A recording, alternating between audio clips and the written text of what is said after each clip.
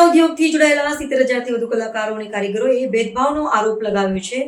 તેમનો આરોપ છે કે રાજ્ય સરકાર દ્વારા અમદાવાદના રત્ન કલાકારોને તો આર્થિક સહાય આપવામાં આવી છે, પરંતુ સુરતના કલાકારોને અત્યાર સુધી આ સહાયથી વંચિત રાખવામાં આવ્યા છે। આ મુદ્દે રત્ન કલાકારો દ્વારા સુરત કલેક્ટરને લેખિત રજૂઆત કરી છે।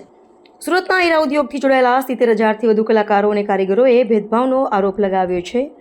આ મુદ્દે સુરતના રત્ન કલાકારોના પ્રતિનિધિ મંડળે જિલ્લા કલેક્ટરને આવેદનપત્ર આપી તેમની સાથે થઈ રહેલા ભેદભાવપૂર્ણ વર્તન પ્રત્યે ગંભીર અસંતોષ વ્યક્ત કર્યો છે। આજે પ્રતિનિધિ મંડળના આગેવાનોએ જણાવ્યું હતું કે કોવિડ-19ની મહામારી અને તેને અનુસરતા આર્થિક મંદીના પરિણામે સુરતનો રત્ન ઉદ્યોગ ગંભીર સંકટમાં છે। હજારો કારીગરો અને કલાકારો બેકારી અને આર્થિક તંગીનો સામનો કરી રહ્યા છે। આવી પરિસ્થિતિમાં રાજ્ય સરકાર દ્વારા અમદાવાદના કલાકારોને આર્થિક સહાય આપવામાં આવી છે, પરંતુ સુરતના કલાકારોને અવગણવામાં આવી રહ્યા છે। આ એક સ્પષ્ટ ભેદભાવ છે।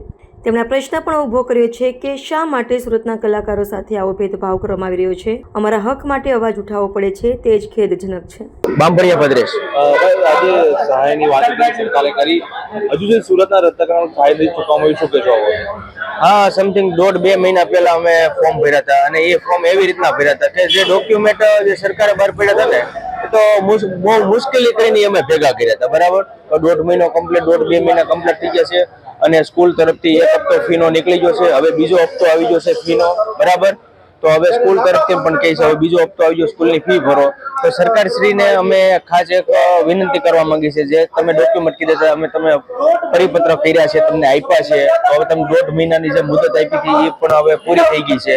તો જે 13,500 ની જે ફી સહાય યોજના તમે કીધી હતી તો એ દેવાની વાત કરી, તો અમુક સિટી શહેરમાં આવી ગઈ છે, સુરત સિટીની અંદર હજી આવી નથી, બરાબર। તો અમારી એક માંગણી છે કે જે અમારા બાળકો અત્યારે સ્કૂલમાં ભણે છે, હવે અત્યારે બીજા હપ્તાની ફી પણ આવી ગઈ છે, તો એની અમારી રિક્વાયરમેન્ટ છે કે તમે અમારી જે 13,500 ની સહાય જે મૂકી હતી એ અમને આપી ગયો, જેથી કરીને અમે સ્કૂલમાં દઈ શકીએ। એટલે આ જે યોજનામાં જે ફી નથી આવી એટલા માટે અમે અત્યારે રજૂઆત કરવા માટે અમે કલેક્ટર સાહેબ શ્રીની ઓફિસે આવ્યા છીએ। મારું નામ છે ભાવેશકા, diamond worker union vice president. હવે તો સુરતના રત્નકલાકારોને સહાય ચૂકવવામાં નથી આવી, શું કહેશો? ગઈકાલે વિધાનસભા પ્રશ્ન સામે આવ્યા હતા।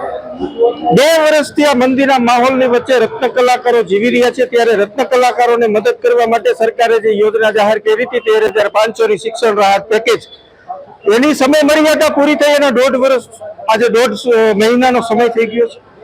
તો એ બાબતે આજે 1.5 મહિના બાદ જિલ્લા ઉદ્યોગ કેન્દ્ર દ્વારા જે પરિપત્ર જાહેર કરવામાં આવ્યો કે ઉદ્યમ આધાર અને ઉદ્યોગ રજીસ્ટર જેની પાસે હશે એને સ્કૂલોની અંદર જમા કરાવવાના। તો આ ઇન્ડસ્ટ્રીની અંદર 5% લોકો પાસે પણ આ રજીસ્ટર નથી, તો રત્ન કલાકારોને શું આ રત્ન કલાકારોને સહાય નહીં આપવા માટેનો પરિપત્ર છે? તો આ માટે અમે આજે સુરત કલેક્ટરને આવેદનપત્ર દેવા આવ્યા છીએ કે જે 70,000 લોકોએ અમદાવાદની અંદર 24 લાખની ચૂકવણી કરવામાં આવી રહી છે, તો સુરતની અંદર કેમ નહીં? જે 70,000 લોકોએ જે ફોર્મ ભર્યા છે એના બાળકોની શિક્ષણ ફી ભરવા માટે તાત્કાલિક એક્શન લેવામાં આવે અને તાત્કાલિક શિક્ષણ ફી ભરી દેવામાં આવે। અને આજે અમે કલેક્ટર સાહેબને મળવા આવ્યા છીએ કે સુરત અને અમદાવાદ એ ગુજરાતનો ભાગ છે, તો ગુજરાતની અંદર સુરતમાં કેમ અલગ પરિપત્રો બહાર પાડવામાં આવે છે અને રદ કરવામાં આવે, એ બાબતે અમે આજે કલેક્ટરને આવેદનપત્ર દેવા આવ્યા છીએ।